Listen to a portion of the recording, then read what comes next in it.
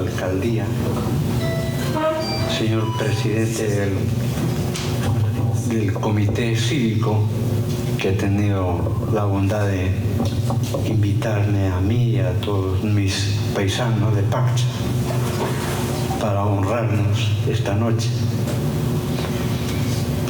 Señor director de la Casa de la Cultura, Núcleo del Oro, distinguidos colegas, escritores, querido Fabricio, el promotor de esta reunión,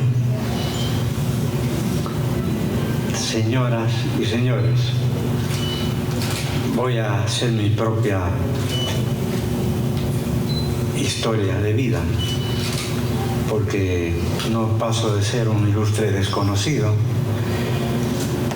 Soy abogado, estudié mi primaria en mi pueblo, en Paccha, terminé mi primaria en donde los salesianos, en Cuenca, y luego la secundaria en Loja, en el Colegio San José. Finalmente fui a la Universidad de Guayaquil, donde me gradué de abogado, y luego, para mejorar mis conocimientos, que eran no muy halagadores en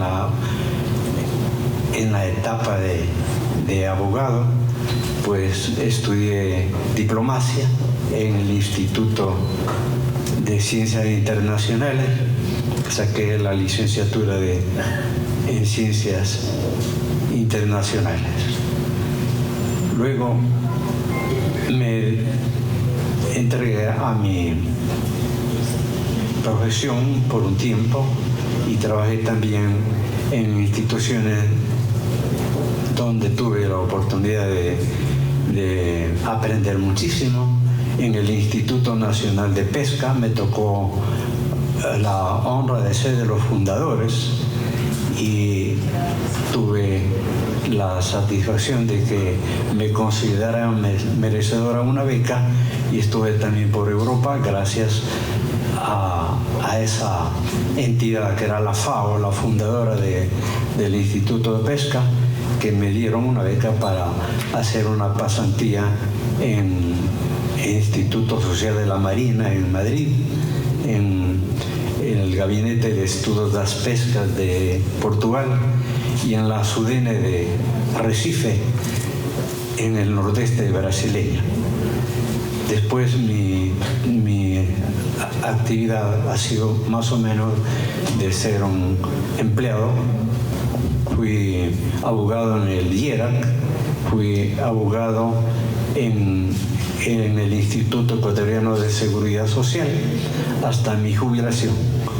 Así que, habiéndome jubilado, me dediqué a pasar mi tiempo lo mejor que podía, porque ciertamente fui un apasionado de la lectura gracias a unos maestros brillantes que tuve, que me enseñaron a leer, me enseñaron a entender y a amar la lectura con pasión.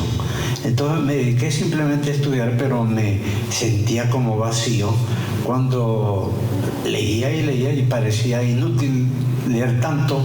Ni siquiera había podido conseguir una cátedra de profesor para decir algo de lo que yo presumía saber, y pese a que lo busqué, incluso concursé algunas veces para profesor de la universidad, pero esos concursos parece que fueron fraguados siempre, nunca se llegaron a ser efectivos y más o menos resultaban una burla en la Universidad de Guayaquil.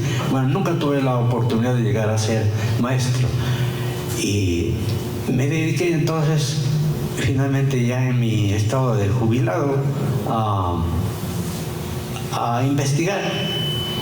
Tenía una especial preocupación y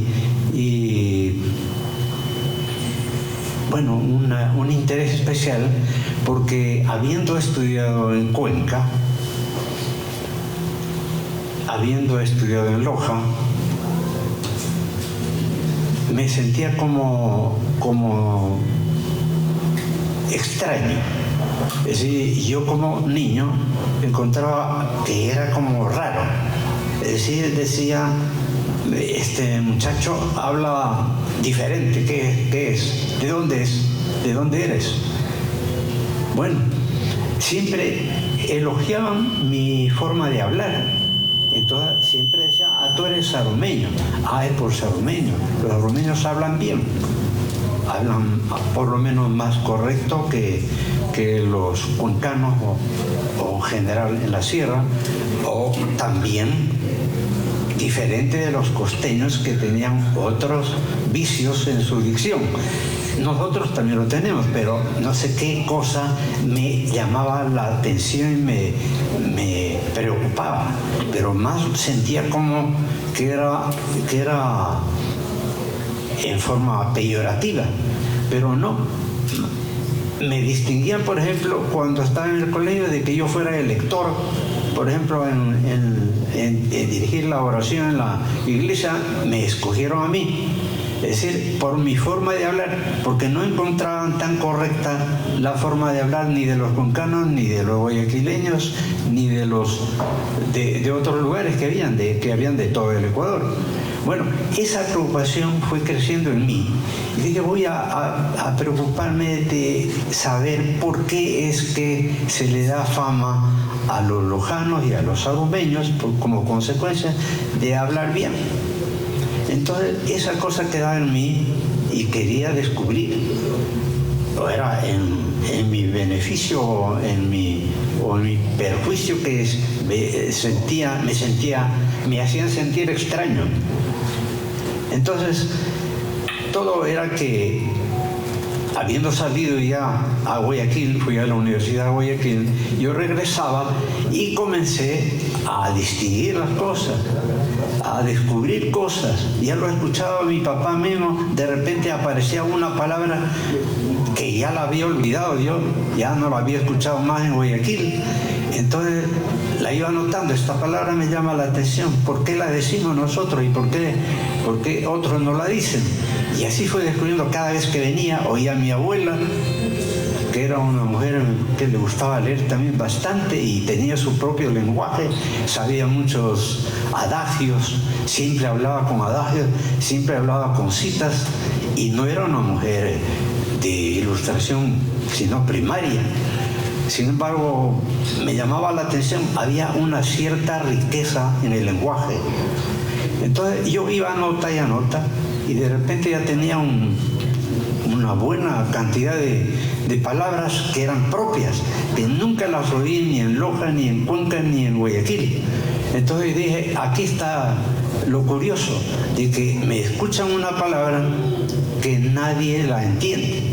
Bueno, esa cuestión se acrecentó mucho cuando, trabajando en el Instituto de Pesca, me tocó compartir con Hermes León, otro sarumeño, él es economista. Entonces nosotros nos poníamos a hablar en nuestro propio lenguaje, que resulta ser realmente un dialecto.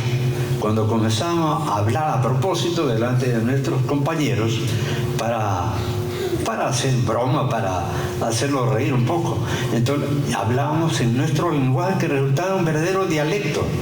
Entonces, ¿qué significa eso? ¿Qué es lo que dijeron? Parecía mentira.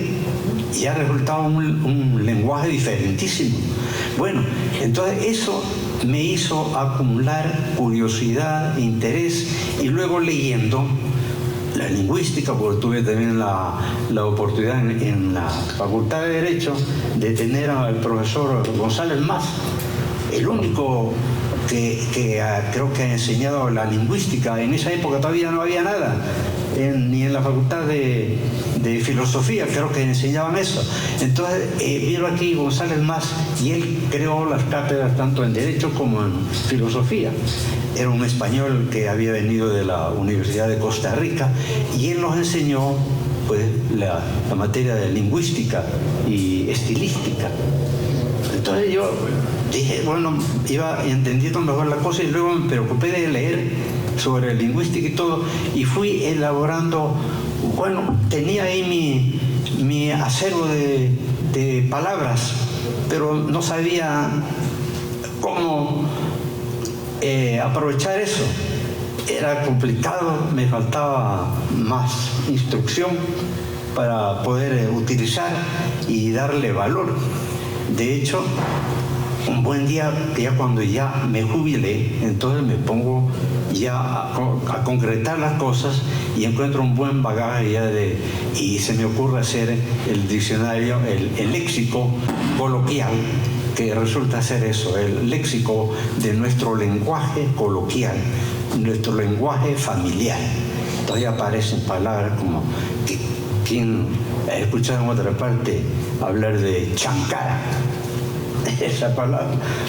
Sin embargo, la usan mucho los peruanos y los chilenos. Parece que es un chilenismo, chancara. Pues dicho en Guayaquil o en Cuenca, nadie sabe qué es.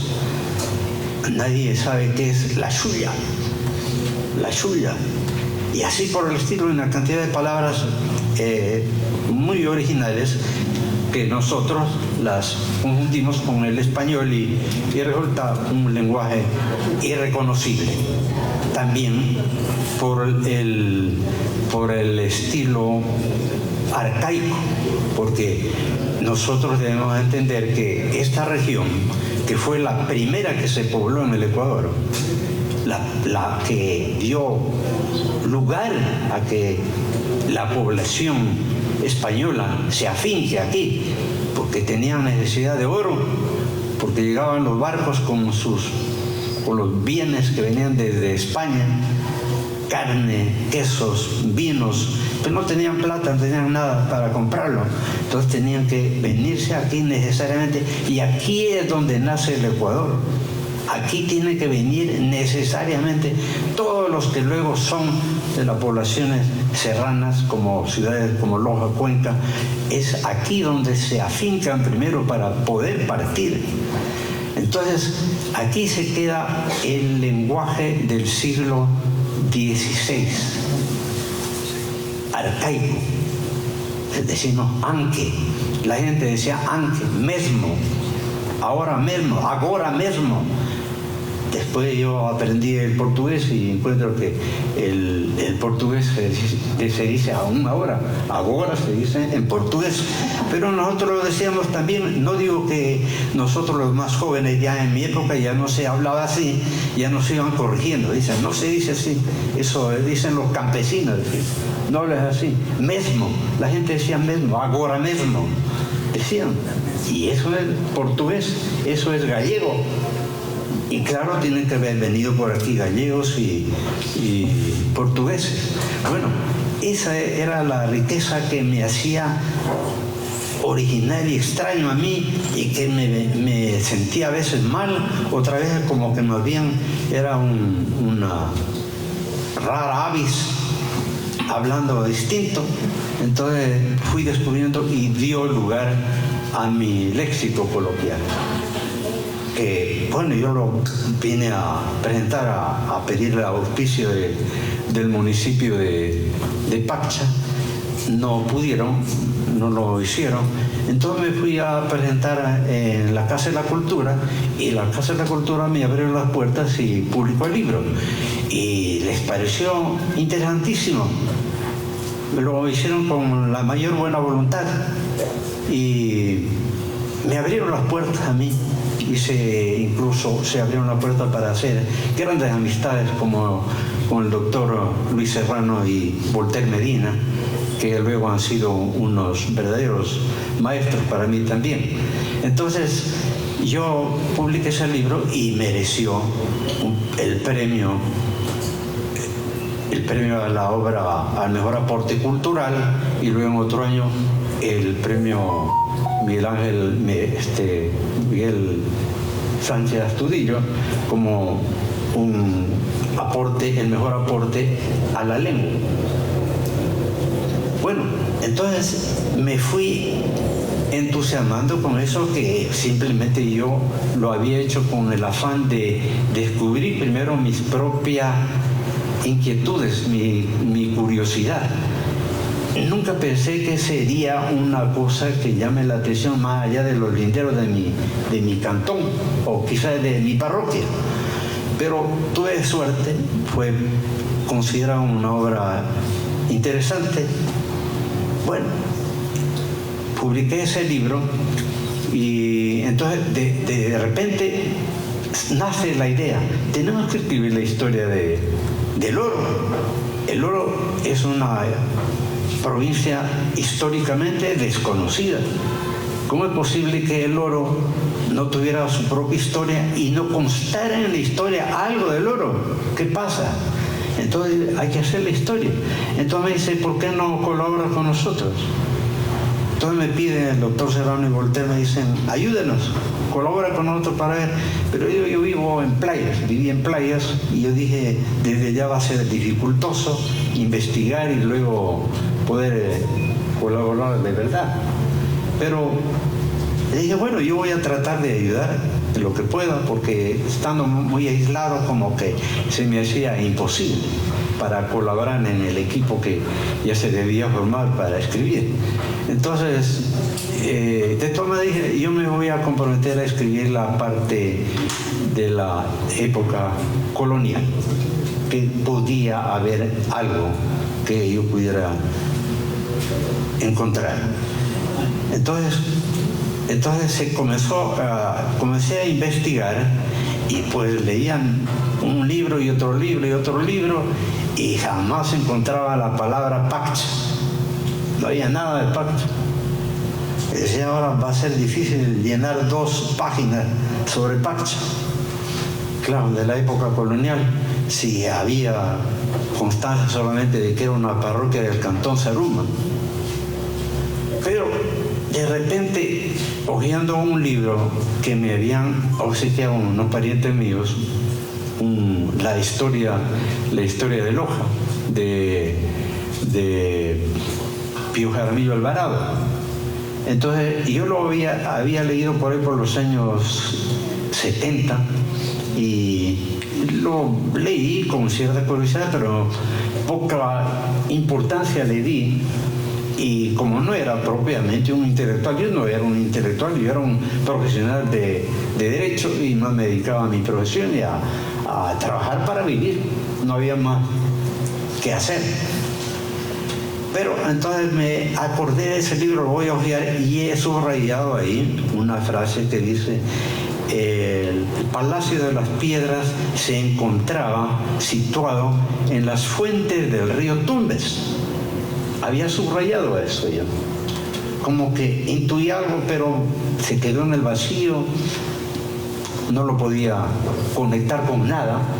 Entonces, pero me acordé, pues, cuando voy a hojear y encuentro el subrayado, digo, no, pues aquí está algo sustancial. Aquí está una cosa. Fue como haber encontrado una perla. Entonces de ahí nace ya la relación que voy haciendo con los demás, y también que tuve la fortuna de que la hacienda de Yacubiña la compró mi abuela por los años 40, es decir, no mi abuela propiamente, sino el esposo de entonces, que luego falleció, don Manuel Espinosa, compró Yacubiña, que era una hacienda muy extensa desde la cordillera hasta los linderos con el pasaje. Bueno, era muy extensa. Y entonces ahí, cuando comenzaron a sacar madera para Portobelo, se fueron descubriendo ahí unos muros, y después, cuando ya hicieron Inverna, esos muros servían para encerrar los terneros. Pero nos llamaba la atención solamente, según estos muros, ya son de los gentiles,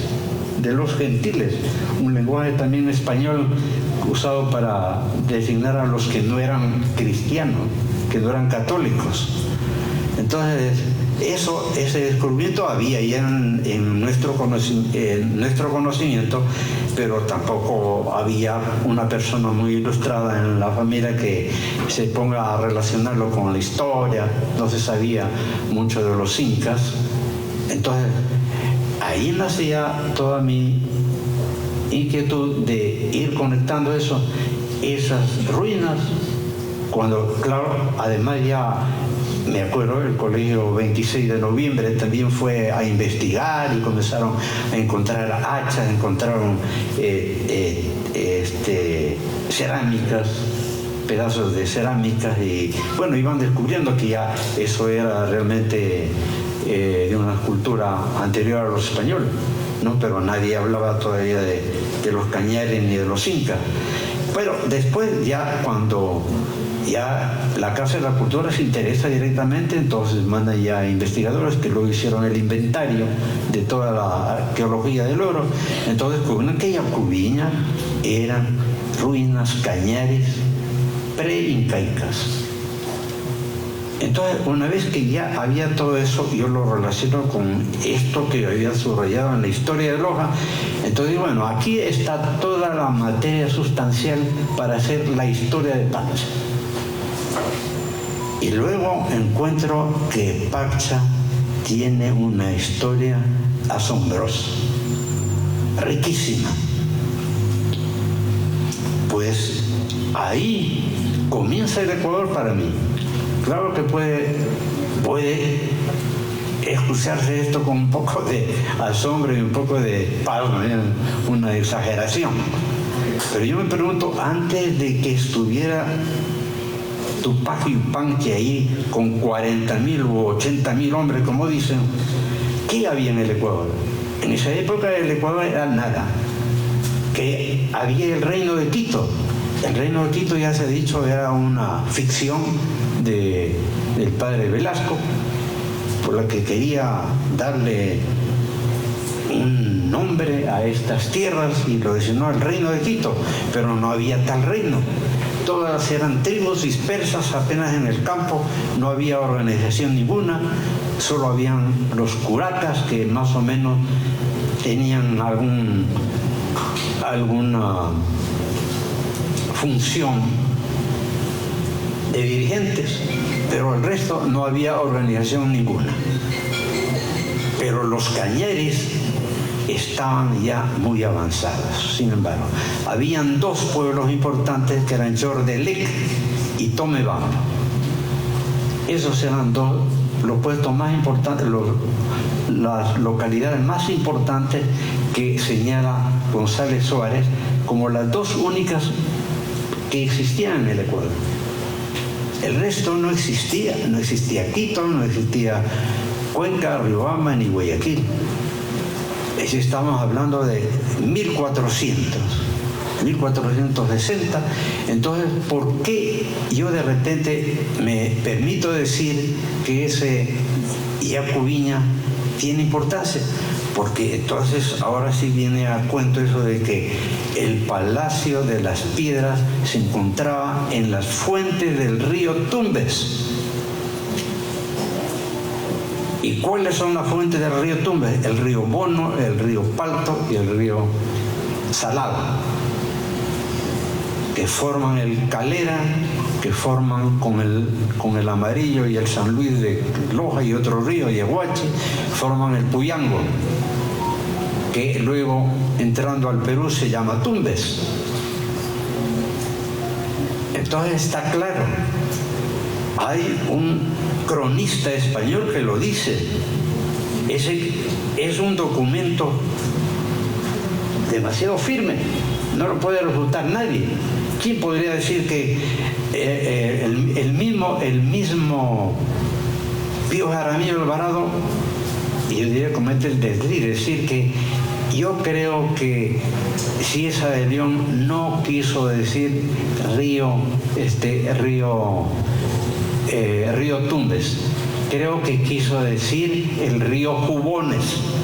Él interpreta, y eso ya es un desliz muy grande para un historiador, porque los documentos son inalienables, son inalterables. Literalmente está escrito la fuente del río Tumbes. ¿Y quién lo dice? Cieza de León, que era el más importante cronista español para criterio de González Suárez. En él se basa esencialmente, González Suárez le da toda la autoridad, más que a ningún otro cronista, a Cieza de León. Es una autoridad. Y era, por añadidura, un geógrafo más que historiador. Él era geógrafo, con mayor razón sabía de lo que hablaba. Cuando hablaba de las fuentes del río Tumbes, no se equivocó. Él decía las cosas ya bien averiguadas y con certeza. Y así está escrito. Para mí eso es inalterable. No se puede decir que eso es falso o que quiso decir otra cosa, no cabe.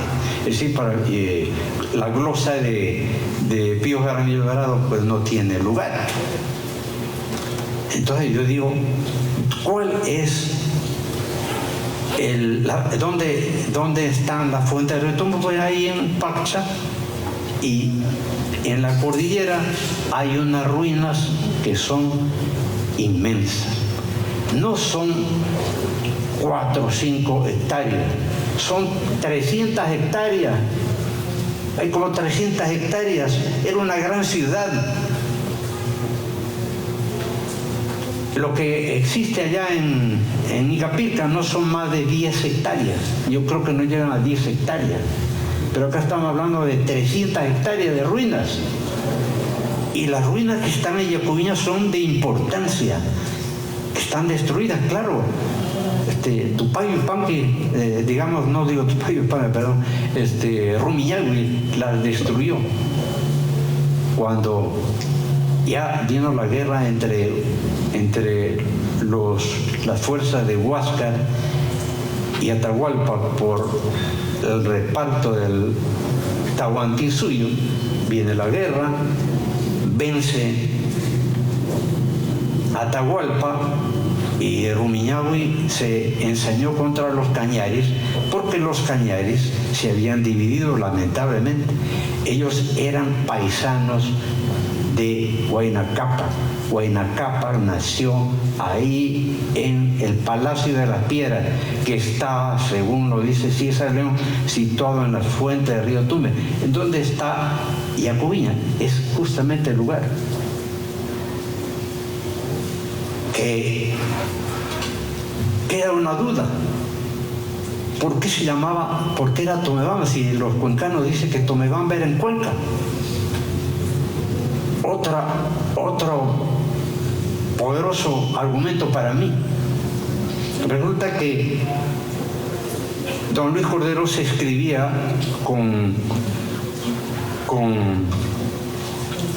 un investigador francés, Léon Doué, Monsieur Léon Doué. Él era un francés que estaba investigando sobre las lenguas de América, el origen y la matriz de todas esas lenguas, estaba estudiando. Entonces él ya conocía el quichua, ya hablaba de sitios y palabras quichua, y se escribían con don Luis Cordero. Don Luis Cordero era un hombre ilustrado, él sabía hablar el quichua y además escribió un diccionario quichua español. Entonces, él, sin embargo, se equivoca porque este francés le dice que le parece que Tomebamba, ciudad cuya situación se ignora, dice, quedaba ahí, que significa, dice, etimológicamente dice quichua, Estumi, piedra, y Pampa, llano. Tomebamba quedaba ahí en donde está situada Cuenca. Eso le dice el francés. Pero don Luis Cordero le contesta, sí, yo estoy de acuerdo. Yo creo que aquí era Tomebamba, porque aquí es una llanura de muchas piedras, de muchas rocas y tiene ruinas incaicas. Pero no se había dado cuenta que estaba traduciendo mal, porque Tumipamba, que viene de una palabra aymara, Tumi es aymara, quiere decir cuchilla, no piedra. Cuchilla,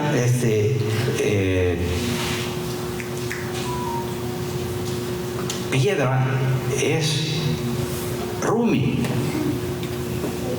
no Tumi. Entonces, notablemente se equivoca.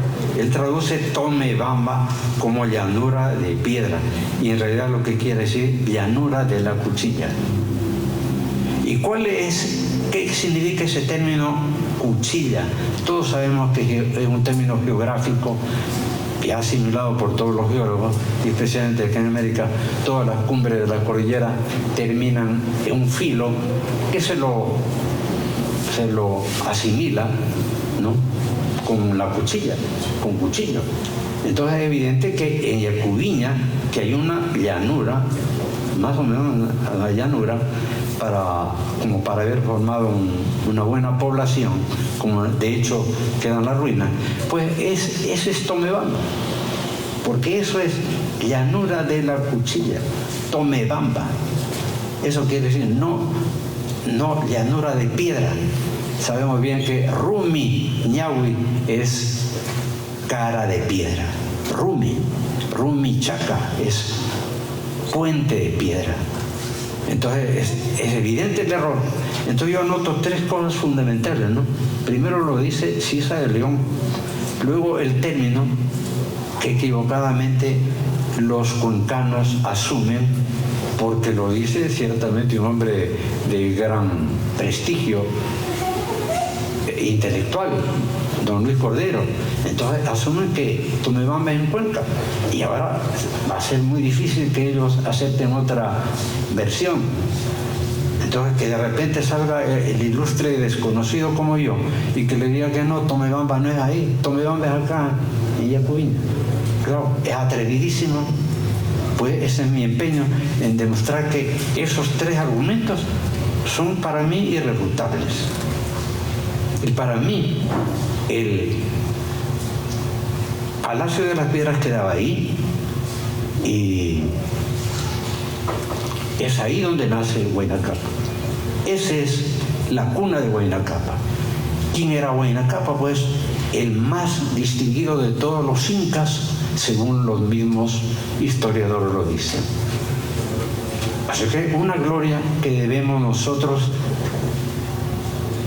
reivindicar para nuestro cantón, para nuestra provincia, y para rectificar la historia del Ecuador. Parece un ambicioso y exagerado propósito mío, pero bueno, tendrá que por lo menos conmover para que se estudie y se llegue a esa realidad, porque la historia no puede ser una fantasía o una mentira, tiene que ser basada en la realidad, y tendríamos que reconocer, si yo no estoy equivocado, que hay que rectificar la historia. Y ese es mi empeño.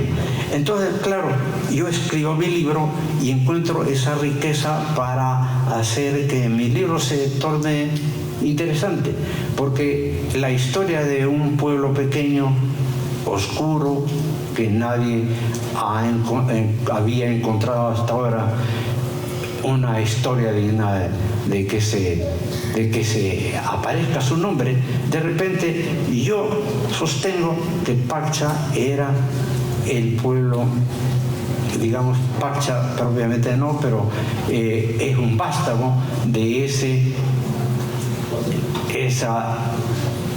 sitio tan histórico como es Tomebamba, que para mí era ahí en Yacubiña, en donde está Yacubiña actual.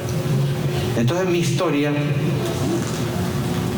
la logro conformar con una novedad, y luego el resto pues ya resultó más fácil, y ciertamente me llené de entusiasmo yo mismo y conseguí escribir una historia del Cantón Atahualpa que ahora es motivo de que estemos hablando de ella aquí entre nosotros.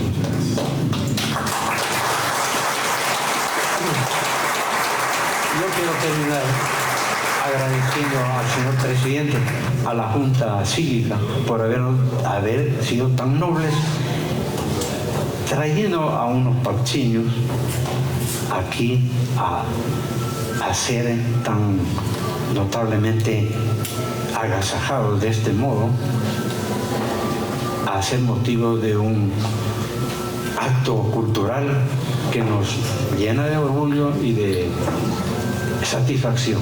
Yo les agradezco, y creo que ha sido el corazón y la nobleza de ustedes la que nos tiene aquí. Yo les agradezco infinitamente. Y a ustedes.